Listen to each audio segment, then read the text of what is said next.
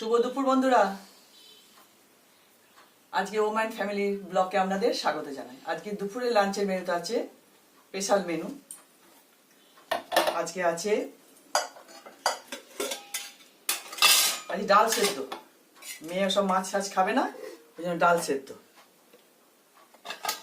একটু ডাল সেদ্ধ করে রেখেছি মেয়ের জন্য। ডাল সেদ্ধর সঙ্গে করা আছে গোল গোল করে আলু ভাজা। এসব এগুলো মেয়ের ফেভারিট খাবার। আর তার সঙ্গে আছে দই পটল। দই পটলের রেসিপিটা আমার চ্যানেলে দেবো, আপনারা দেখবেন। আর তার সঙ্গে আছে মাছের ঝাল, আর আছে ডাঁটার চচ্চড়ি, সর্ষে পোস্ত দিয়ে শুকনো শুকনো করে চচ্চড়ি। আর লাস্টে আছে তোমার মাছের টক।